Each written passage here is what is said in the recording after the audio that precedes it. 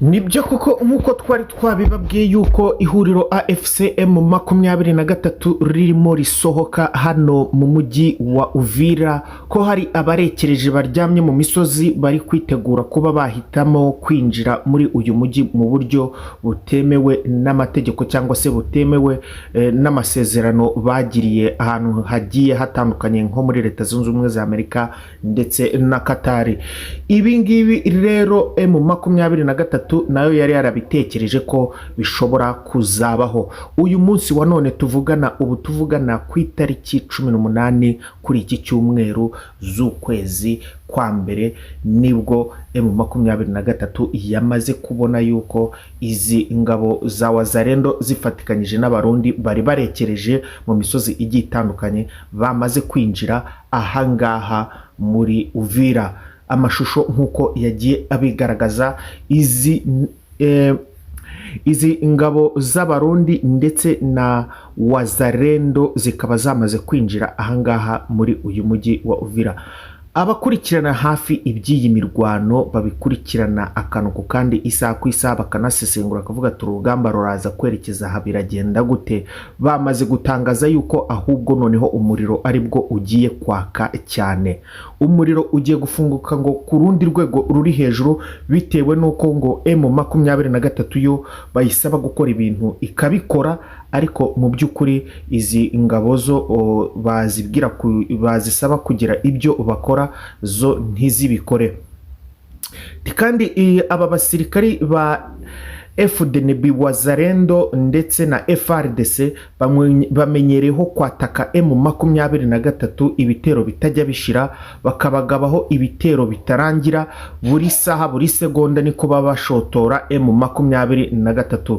Rero ubwo bongeye gusubira ahangaha muri Uvira bari barabakuyemo, bari bararahiriye yuko batazigira bayirekura mpaka ku munota wa nyuma ubwo bazaba bashizemo umwuka, bakaba bagize amahirwe yo kongera kugarukamo. Rero ngo niko kanya baba babonye ko kuza kwataka M23 ndetse bakanitegura ku buryo buhagije cyane, kuko ngo burya ngo iyabaye inturu ngo ntago ngo ijye yongera ngo ibe ipusi nzima. Rero nubundi nta cyahindutse ngo kuri iyi mitwe ya Wazalendo ndetse na FDNB, FDLR, FRDC. Nubundi ibikorwa byabo byo guhohotera abaturage ndetse no kwiba n'ibindi byose byo gushimutano, kwambura no kuwuteza umutekano muke muri iyi Uvira n'ubundi bazabikomeza. ngo kandi M23 ntago izigera yihanganira ibi bikorwa byose.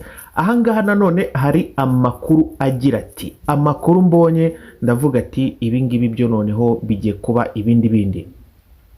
Aya makuru aragira ati, igisirikari cya Repubulika Iharanira Demokarasi ya Kongo cyahaye umutwe w'iterabwoba wa FDLR n'indi mitwe bikorana izindi toni zirenga 3 z'amasasu kugira ngo zifashishe mu rugamba bahanganyemo n'ihuriro AFCM 23. Amasoko atandukanye yo mu ntara ya Kivu y'Amajyaruguru avuga yuko ko tariki ya 14 Mutarama umwaka wa 2026 intwaro, amasasu n'amafaranga byahawe abayobozi bo muri FDLR, CMC, Domi na ANCDH Nyatura. Iki gikorwa cyabereye ku kigo cya gisirikari cy'ingabo za RDC cya Pinga muri teritwari ya Walikale, cyitabirwa n'abofisiye batandukanye b'abanyekongo.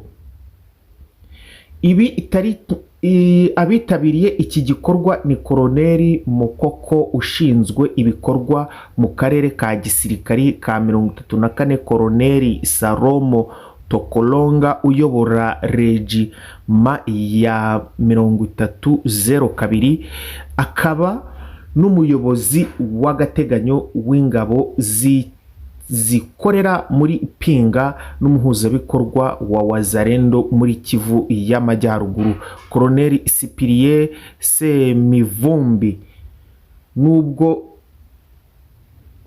Nubwo leta ya RDC ivuga ko abasirikare b'abanyekongo ku giti cyabo ari bo bakorana na FDLR uburyo igikorwa cyabereye Ipinga cyateguwe kikanashyirwa mu bikorwa bugaragaza ko ubufatanye muri gahunda y'ubutegetsi bw'igihugu.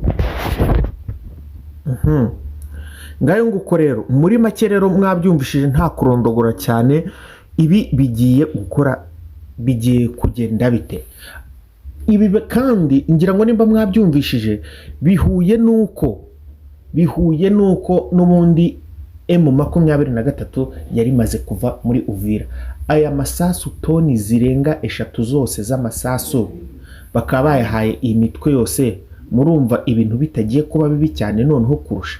Ni igisirikare cya FARDC ubwacyo cyateguye iki gikorwa cyo guha aba basirikari aya masasu, amafaranga ndetse n'intwaro zo kwifashisha ahangaha. Amakuru aravuga yuko bimwe muri ibyo ngibyo byamaze kuba byerekezwa ahangaha muri iyi Uvira kugira ngo ihabwe iyi mitwe yose, ndetse ko hari n'ibindi bikorwa nako ibindi bikoresho biri kugenda bituruka ahangaha muri iki gihugu cy'u Burundi kugira ngo babihereze iyi mitwe yose.